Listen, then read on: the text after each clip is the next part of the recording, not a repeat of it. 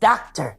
Terry Lynn Carrington, who put together Beyonce's entire female band, which was Matthew Knowles' idea because he couldn't get Beyonce to stop people. So it looks like all those love songs that Beyonce has been singing about Jay may actually not be for him like we thought. Word on the street is she is a DL lesbian stud, and her father only forced her to marry Jay-Z to cover it up. But don't feel bad for Jay just yet. Apparently he also swings the other way from time to time, and this arrangement was exactly what he was looking for. Jaguar Wright was actually the one who brought attention to this, and she's been on their neck. At this point, I need to know what underground vault Jaguar has access to because she knows a lot. According to Jaguar, Beyonce was messing with women back in her Destiny's Child days. And get this, she claims that's why Matthew and Tina Knowles rushed Jay-Z to lock Beyonce down, because folks were beginning to catch on to Bey having her world rocked by a female tongue. And remember that her Renaissance album she claimed was a gay anthem album for girls in honor of her Uncle Johnny? Turns out it was actually for her. I need Beyonce to stop ignoring her bisexual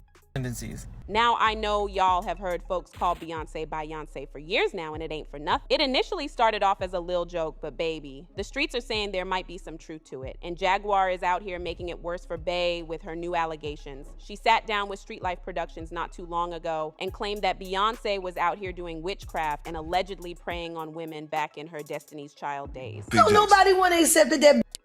Now, for the people in the back who don't know, Beyonce started all these witchcraft rumors herself when she popped out with that alter ego, Sasha Fierce. Y'all know we black people don't like all that demonic stuff, so this alter ego definitely had folks side-eyeing her like, hold up, what do you mean by that? Beyonce said Sasha takes full control because she's too shy to perform on her own. She even said, and I quote, "Right before I performed for the BET Awards, I raised my hands up and it was the first time I felt something else come into me." Fast forward to 2018 and here comes her former drummer, who has been rocking with her on stage for 7 years, accusing her of doing extreme witchcraft on her and trying to unalive her. Guys, I cannot make this stuff up. Beyonce's ex-drummer of 7 years, she is seeking a restraining order against Beyonce. She's accusing her of dark magic, witchcraft, tapping into her phone bill, and basically controlling her finances.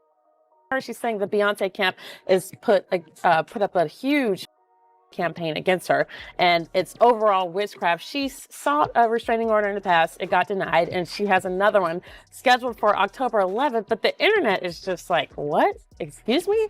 And, you know, I was just at the Beyonce concert last week in Houston. It was definitely a religious experience, but it was... And then there was the popular YouTube blogger, Storm Monroe, who exposed Beyonce for being heavily involved in African witchcraft. Number two, as you guys know, Beyonce is a witch. She's a very powerful witch. She's heavy into African spirituality. She is a daughter of, I believe, either a daughter of Oshun or Yemaya. I go back and forth. I feel like it's Oshun though, but if I got it wrong, I got it wrong. But nonetheless, she's a high-ranking witch. Okay, how many people have come out and said, "Hey, shit, my cat started dying. Beyonce did this to me. I saw Beyonce do that." Like this is nothing new. Okay, but you got to understand when it comes to Illuminati, to this industry, one person replaces the other. Madonna's old. Madonna is almost done. And Madonna is a very high ranking witch. She is a high priestess. That's just pretty much what it is. Of course, the main thing Madonna practices is Kabbalah, but then there's different versions of Kabbalah, just like there's different versions of African spirituality. But then I also believe that in addition to African spirituality, I do believe that Beyonce is into dark magic and black magic as well, her and Jay-Z. And we're just going to leave it at that. All right.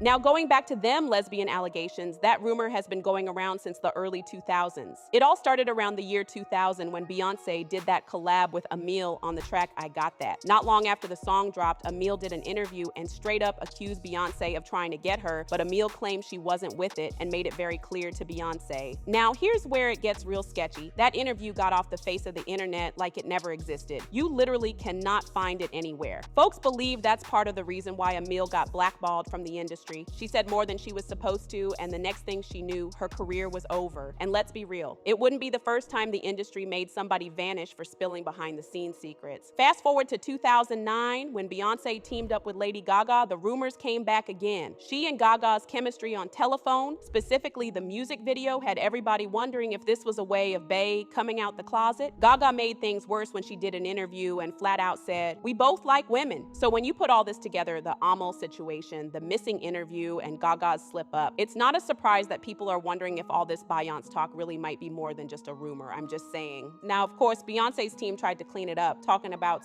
oh no, Gaga meant they both love empowering women, supporting women, but no one was buying it. Not only that, but 2 whole years before Gaga even let that slip, Beyonce had already raised a few eyebrows when she got spotted at the Box. And we all know the Box isn't your average nightclub. It's straight up risque with wild performances and grown people activities, mostly LGBTQ+.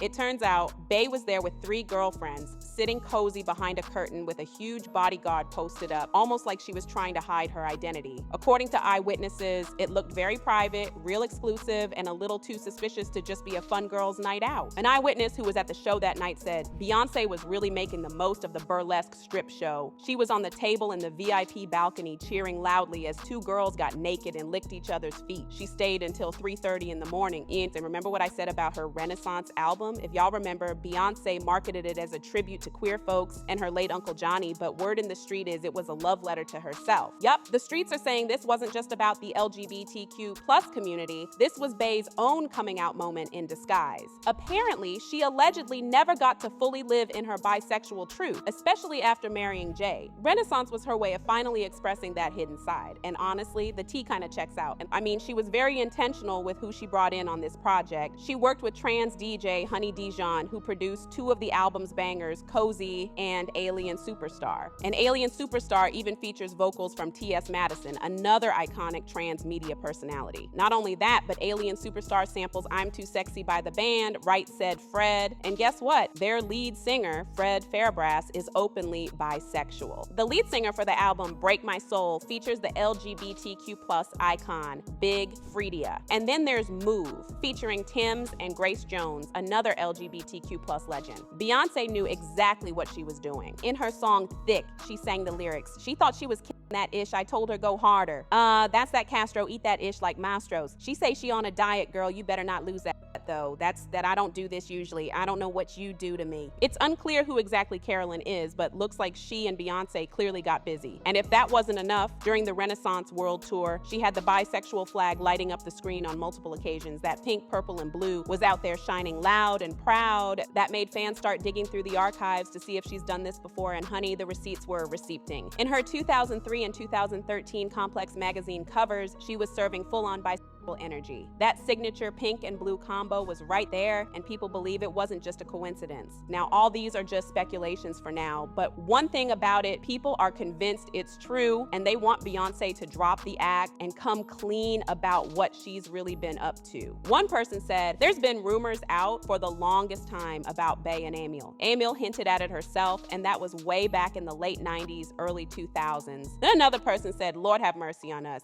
Jaguar seems to be the voice of behind closed doors in the industry, at this point to whose files she does not have. But now I need to know what y'all think. Do you believe Jaguar Wright, and do you really think Bey is really bisexual? Let me know your thoughts in the comment section below, and don't forget to click here to watch this other messy video. And if you're new here, hit that subscribe button and turn on your notifications so you can get more messy videos like this every day.